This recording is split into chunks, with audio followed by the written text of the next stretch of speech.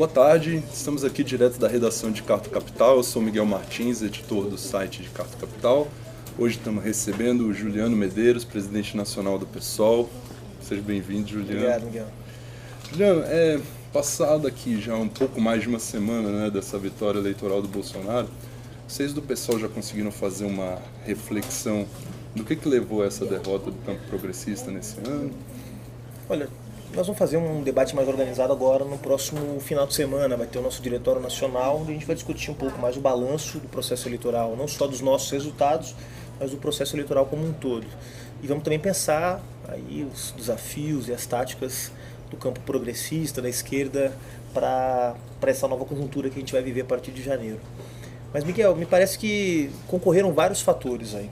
Primeiro, é inegável o impacto que a crise econômica, social e política que vive o Brasil nos últimos anos teve sobre o comportamento eleitoral das pessoas.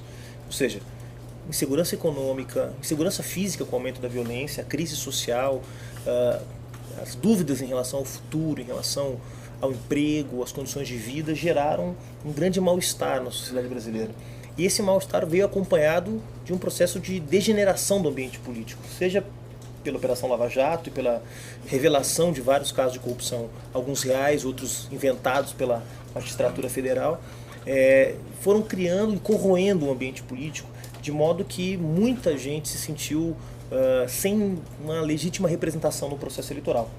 E combinando esse mal-estar com essa dificuldade de encontrar representantes, digamos assim, para os seus anseios e para as suas angústias, parte da população acabou buscando aqueles candidatos que podiam representar de alguma forma uma voz de fora do sistema. Embora o caso do Bolsonaro seja uma fraude, porque o Bolsonaro é um indivíduo absolutamente integrado ao sistema político, 28 anos como deputado, participou de vários partidos, muitos deles envolvidos em casos de corrupção, um sujeito que enriqueceu na política, colocou os filhos na política, foi visto a partir de um determinado momento como uma figura de fora do sistema político, que acabou canalizando parte dessa insatisfação. Então, se a gente não conseguir entender os motivos que levaram a essa insatisfação, inclusive levando em conta erros que parte da esquerda cometeu, ou seja, incapacidade de parte da esquerda de compreender esse mal-estar e dar as respostas adequadas a esse mal-estar, nós vamos ter muita dificuldade de entender e vamos simplesmente jogar a vitória do Bolsonaro nas costas de um processo mundial de crescimento do populismo de extrema-direita, que é muito confortável do ponto de vista da análise, dizer que isso é um fenômeno mundial e que nós somos só vítimas de um trem que estava passando, mas não dá respostas adequadas para o que está acontecendo no Brasil. Então esse profundo mal-estar, tentando compreender um pouco a relação entre crise econômica, crise social e crise política, deram origem a esse monstro que é o Bolsonaro e que, de alguma forma, é um subproduto de todas as opções que as elites brasileiras tomaram nos últimos anos. Ontem você publicou um artigo aqui no site da Carta, que é o Bolsonaro 3 em 1, né?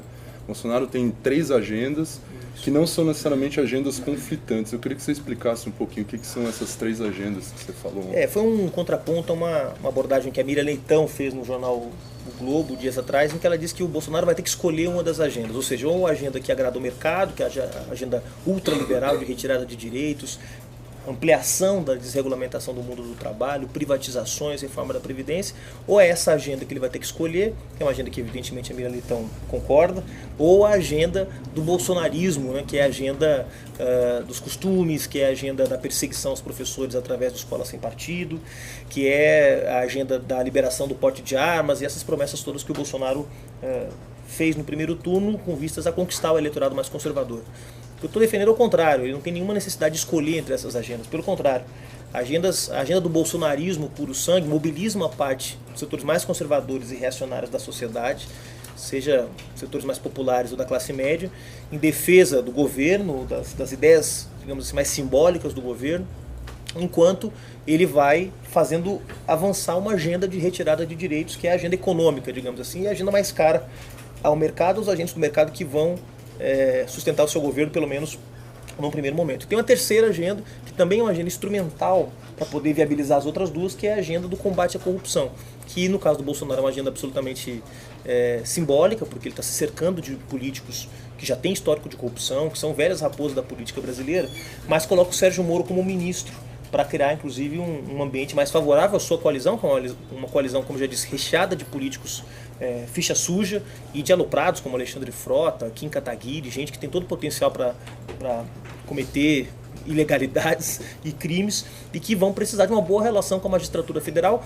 levando em conta especialmente o fim do foro privilegiado, que é uma perspectiva que está colocada aí para o ano que vem. Então, a agenda 3 em 1, eu imagino que a luta contra a corrupção, a suposta luta contra a corrupção, e a agenda em defesa dos temas de comportamento, das liberdades individuais, que é uma agenda fundamentalmente antiprogressista, servem como cortina de fumaça para poder fazer avançar aquela agenda que é a mais antipopular de todas, que é a agenda de retirada de direitos, reforma da Previdência, etc. Então, tentando entender um pouco como essas agendas se combinam, eu advogo que nós vamos ter que estar preparados para enfrentar as três, porque algumas delas com mais facilidade de compor alianças mais amplas, outras com mais dificuldade, mas todas elas interagindo para fazer avançar uma agenda de destruição dos direitos. Como é que você acha que vai ser a relação do Sérgio Moro, por exemplo, com o próprio Bolsonaro? Eles já mostraram algumas divergências em relação a pautas como questão indígena, por exemplo, ou questão de criminalização de movimento social, né? O Moro falou, por exemplo, que não há uma pauta dele.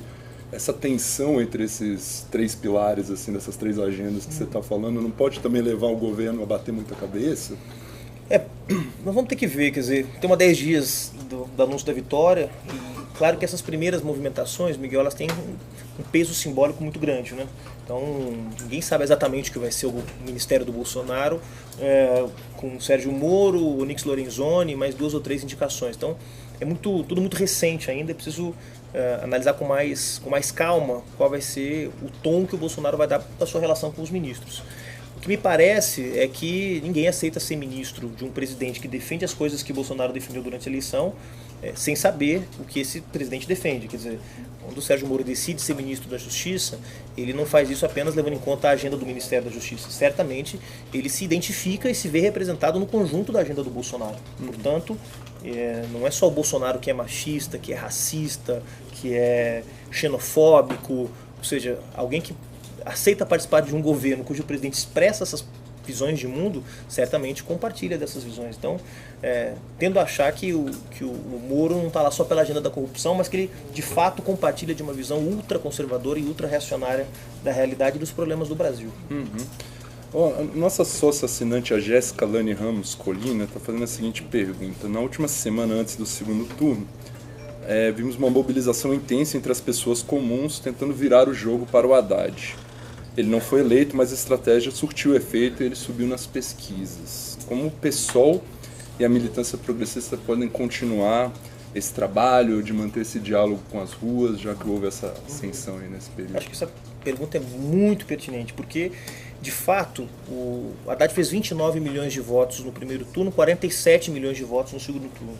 E acho que boa parte dessa mobilização que se desenvolveu no segundo turno, que redundou em 18 milhões de votos, ela não dependeu tanto da coalizão em torno do Haddad, e nem tanto, para ser bem honesto, bem franco, do apoio otorgado pelo PSOL e por outras organizações partidárias ou não partidárias no segundo turno. Mas teve a ver com uma ampla mobilização democrática da juventude, das mulheres, do movimento LGBT, da intelectualidade crítica, de parte da cultura, do movimento de cultura, dos agentes culturais, que conseguiram de fato despertar um sentimento democrático, cívico, que foi muito importante no segundo turno. Estou convencido de que se dependesse apenas dos partidos, do mundo da política, o Haddad não teria tido o desempenho que teve no segundo turno. Então essa mobilização ela foi fundamental. Agora é preciso dar vazão para essa energia que foi liberada nas ruas nos últimos dias da campanha. Eu lembro, por exemplo, que na antevéspera, acho que na sexta-feira, você estava nas redes sociais e via Paulo Betti, ator da Globo, no metrô, no Rio de Janeiro, panfletando sozinho, 11 da noite. Você via aqui no centro de São Paulo a Leandra Leal e a Laura Carvalho panfletando na Praça da República, o Erson Capri panfletando na Avenida Paulista. Ou seja, para dar exemplos de figuras que são da área da cultura, da intelectualidade crítica, que se mobilizaram, não atendendo um chamado do PSOL, do PT, ou do PCdoB. Então muita energia boa foi liberada no segundo turno, e nós vamos ter que ter responsabilidade para encontrar espaço para essa energia seguir se organizando, seguir se mobilizando. É claro, Miguel, que nesse momento tem muita gente com dúvida, muita gente com medo, né? Há um sentimento de muita insegurança com o que vai ser o governo do Bolsonaro, e muita gente falando que será que a gente vai conseguir resistir, será que não é hora, a gente pensando em sair do país, né? Esse tipo de saída individual, que é compreensível, é preciso ter paciência, e dialogar com esse sentimento de medo, de insegurança das pessoas, mas buscando oferecer saídas, alternativas para que elas possam se organizar, né? E nisso os partidos, as organizações dos movimentos sociais, as organizações da sociedade civil vão ter um papel muito importante. Nem todo mundo vai querer se organizar num partido, então vai ter que ter um espaço no movimento social para poder dar vazão para essa disposição democrática de mobilização. Mas eu acho que foi um processo muito bonito, sabe? No fim das contas acabou revelando um potencial grande ainda do povo brasileiro de defender a democracia e os seus direitos. No fim da campanha a gente teve um contraponto, digamos que foi o discurso do Mano Brown, crítico ao PT, falando do descolamento das esquerdas das bases. Ele realmente testemunhava o bolsonarismo crescendo nas periferias, é algo inegável, né? Ele teve votação expressiva nesses setores. Do ponto de vista do PSOL, como é que o PSOL vê essa questão do descolamento da esquerda em relação a um trabalho de base?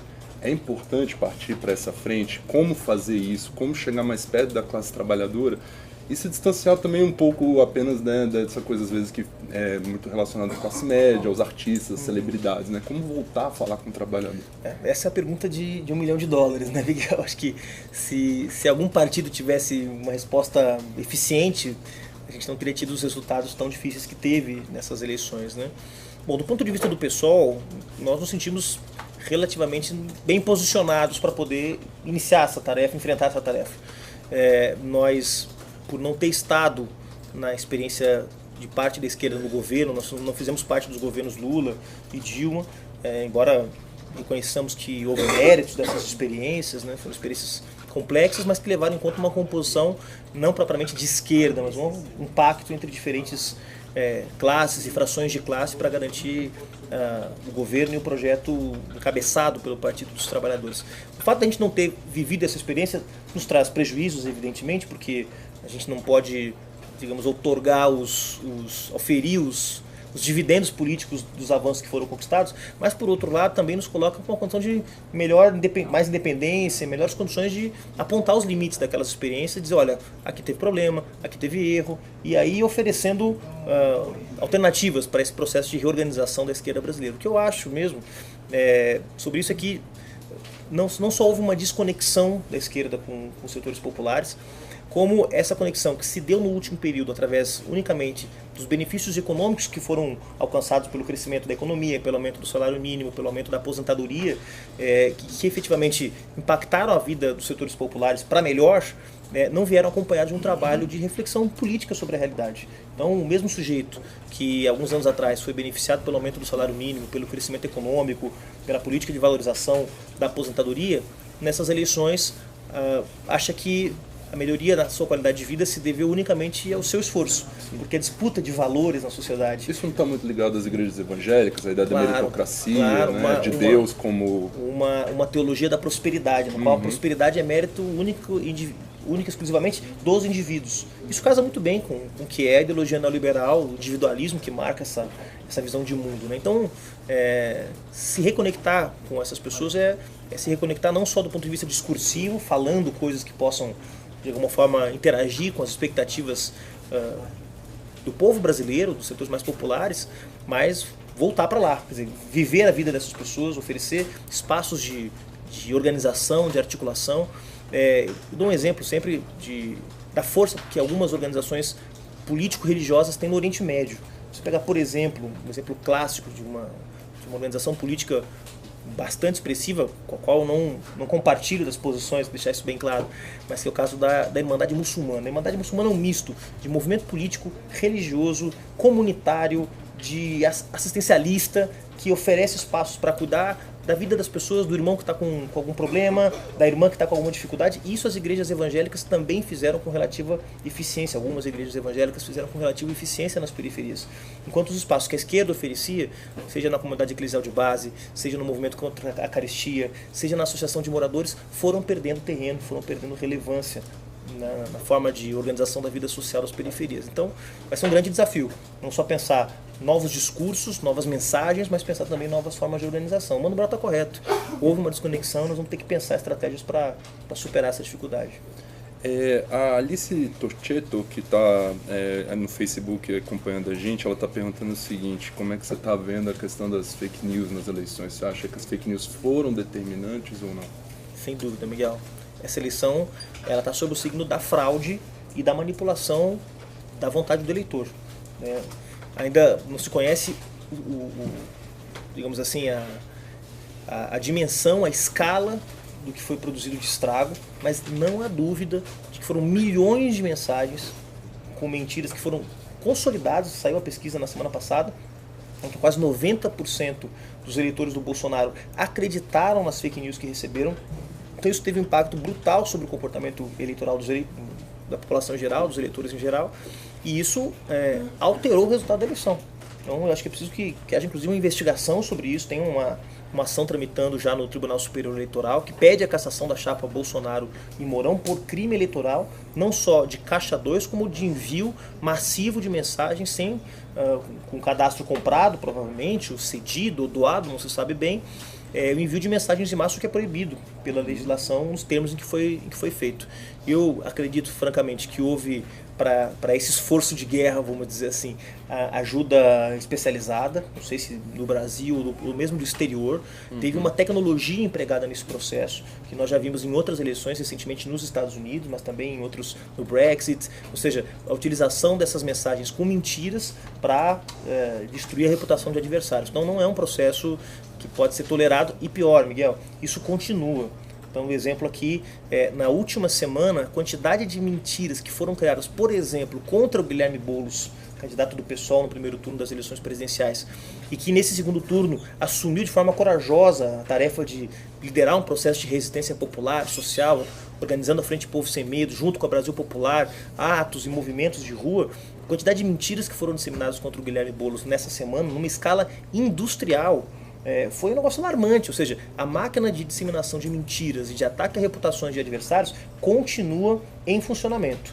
E se as autoridades não tomarem providências quanto a isso, vai continuar havendo manipulação da percepção dos eleitores, da população em geral, sobre o que é o governo Bolsonaro, sobre o que são suas políticas. Ou seja, há uma nova forma de fazer política na internet, de fazer política nas redes sociais, baseado na mentira e na administração desses instrumentos de disseminação de mensagens em massa que nós vamos ter que enfrentar e cobrar que as autoridades, evidentemente, tomem medidas contra isso, porque não é possível que se use essa tecnologia e... Você acha que a esquerda subestimou o WhatsApp? Acho que sim, e acho que sabe que quando que isso ficou mais evidente, Miguel, não só com os resultados da eleição, claro, mas teve um processo que foi a greve dos caminhoneiros, que chamou muita atenção. A gente discutiu no pessoal aquela situação, apoiamos as reivindicações dos caminhoneiros que nos pareciam justas, legítimas, né?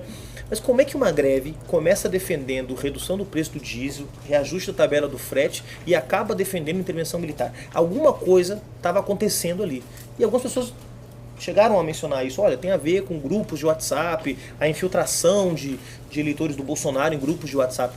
Acho que a coisa era um pouco mais complexa. Acho que ali já tinha uma rede de talvez milhares, talvez milhões de telefones, de grupos criados, né, nas redes sociais inclusive, né, de robôs sendo utilizados de forma massiva para disseminar determinadas mensagens que acabaram pegando, né? Então, no final das manifestações da greve dos caminhoneiros, tinha dirigente sindical sendo expulso de piquete, sendo expulso de bloqueio, a coisa da intervenção militar ganhando muito peso entre os caminhoneiros, que era uma agenda até então quase que folclórica, né, da extrema-direita, que fazia um acampamento em Brasília, que fazia uma manifestação na Paulista com 30 pessoas, de repente virou parte da agenda dos caminhoneiros. Como isso aconteceu? Aconteceu provavelmente porque essa máquina já estava em funcionamento e a gente não soube, não foi capaz de perceber a gravidade do que estava se preparando ali, sabe?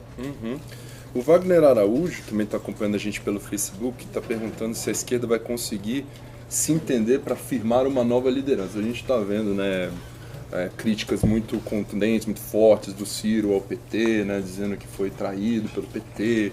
A gente está vendo uma movimentação no campo progressista até para discutir um novo bloco, mas o próprio PSOL não foi convidado, né, para essa reunião entre o PSB, o PCdoB e o PDT. Então o que a gente pode esperar do campo progressista nesse momento que a gente está vendo tantas divisões, não só entre as lideranças, mas também entre a postura dos partidos?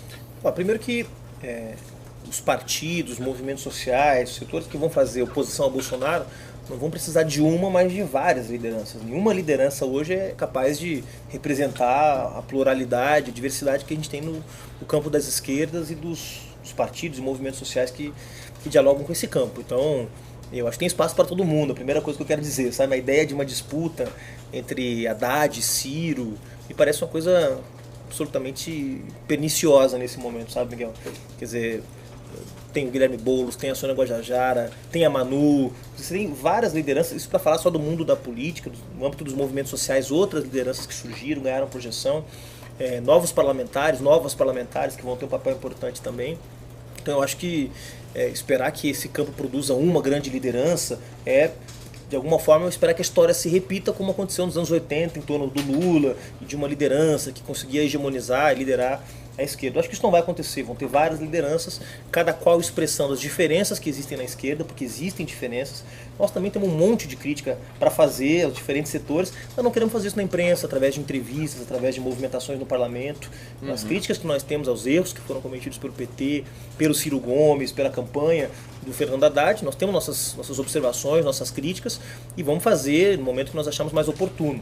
Nesse momento, 10 dias depois da eleição do Bolsonaro, é o momento de analisar o cenário, baixar um pouco as armas, tentar entender o que aconteceu, achar explicações que sejam sustentáveis para entender o fenômeno que aconteceu nessa eleição e, aos poucos, estabelecendo canais de diálogo fundamentalmente para defender direitos. Então, é preciso ter uma frente política no âmbito dos movimentos sociais para defender os direitos, colocar a gente na rua, derrotar a reforma da Previdência, como nós já derrotamos no ano passado. Vai precisar ter diálogo, sim, no âmbito do parlamento entre os partidos. Vai ter bloco A, bloco B, vai ter um bloco só, se não vai ter bloco nenhum. Isso são temas menores, vamos dizer assim, diante da necessidade de que os partidos se entendam para pelo menos estarem junto naquelas que são as grandes pautas em defesa do direito do povo brasileiro. E francamente eu estou otimista de que isso vai ser possível, Miguel. É claro que, como disse o líder do PCdoB numa entrevista semana passada, há formas diferentes de fazer oposição. Eles querem fazer uma oposição mais propositiva. Orlando Silva. Querem fazer uma oposição mais propositiva junto com o PSB, com o PDT. Bom, é direito deles. Nós vamos fazer uma oposição selvagem contra qualquer tentativa de retirar direitos dos trabalhadores. Nós não vamos ficar propondo nada para o Bolsonaro, vamos enfrentar o Bolsonaro. Então, é óbvio que há perfis diferentes de fazer oposição e isso é direito de cada um, é respeitável, né? Agora, trazer essas diferenças para o centro da discussão agora, como se fosse fundamental primeiro resolver essas diferenças para depois encontrar pontos de unidade, não sei se é o melhor caminho não. Vamos ter que seguir debatendo para garantir as condições para que o diálogo ocorra e não fiquem, digamos, rusgas ou passivos que impeçam o diálogo das forças democráticas e progressistas, como eu disse, para aquilo que importa, que é a defesa dos direitos. O pessoal teve um crescimento relevante na Câmara dos Deputados, né? Dobrou a bancada, né? Passou de 5 para 10 deputados agora.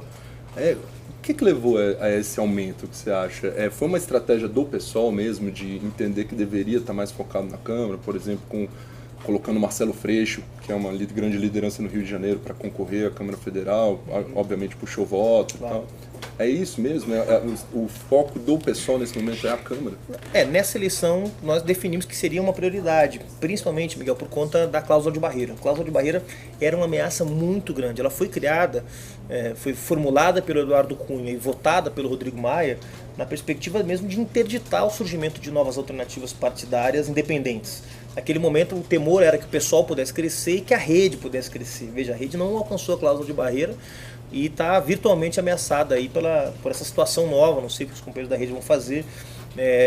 Então, preocupados com a cláusula de barreira, nós tomamos uma decisão numa conferência eleitoral que a gente realizou em março desse ano, de priorizar a disputa para a Câmara dos Deputados. Então, a maior parte dos recursos do fundo eleitoral nós distribuímos para as candidaturas de deputado federal, estimulamos que os nossos quadros públicos mais fortes, a Fernanda Melchiona, vereadora mais votada de Porto Alegre, fosse candidata a deputada, a Áurea Carolina, vereadora mais votada de Belo Horizonte, fosse candidata a deputada, o Marcelo Freixo, que é uma liderança política já nacional, que já extrapola os limites do Rio, fosse candidato a deputado federal, a Sâmia Bonfim, que já tinha sido bem votada para deputada, para vereadora aqui na capital. Então, a gente estimulou que, além de, claro, buscar a reeleição dos deputados que concorressem à reeleição, e todos que concorreram foram reeleitos, apenas o Chico não se reelegeu, mas ele não foi candidato à reeleição, foi candidato ao Senado, e junto com os 5 que disputaram a eleição e que se reelegeram, mais 5 deputadas na sua maioria, são São novos nomes que a Thalíria Petroni, a Fernanda Melchiona,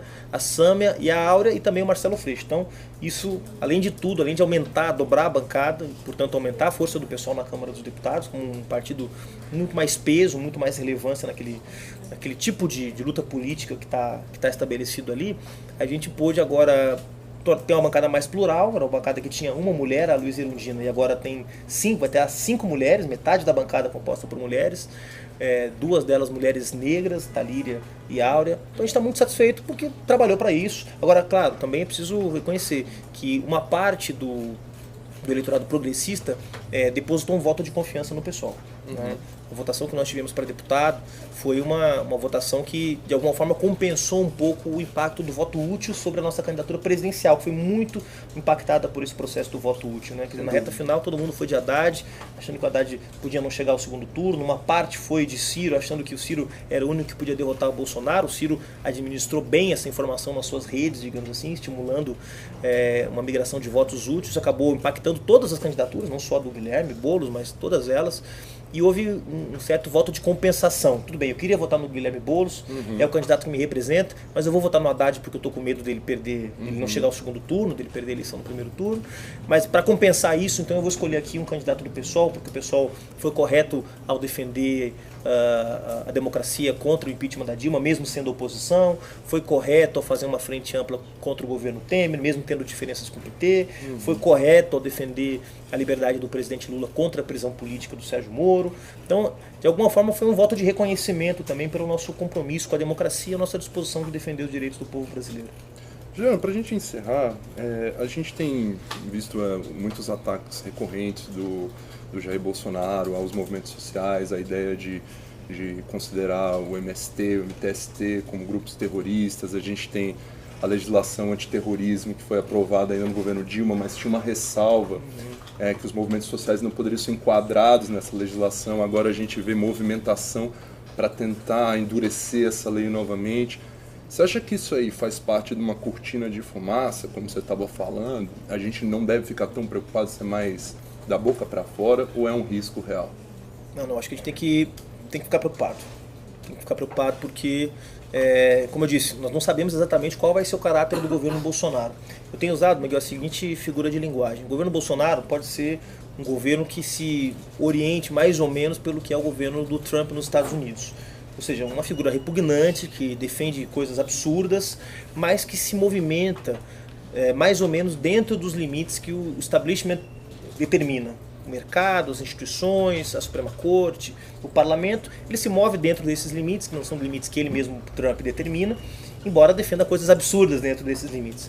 Ou o Bolsonaro pode ser o que é o Rodrigo Duterte nas Filipinas, o que é o Erdogan na Turquia, que são governantes que buscam adaptar o sistema político, o sistema democrático, ao seu programa, o que é muito mais grave. Portanto, restringir liberdades democráticas, perseguir opositores, como foi feito, por exemplo, no caso da Turquia, né, com a prisão dos líderes do HDP, inclusive os deputados do HDP, que é o partido de oposição lá na Turquia. Então, eu acho que nós não sabemos ainda concretamente com qual Bolsonaro nós vamos conviver nos próximos anos.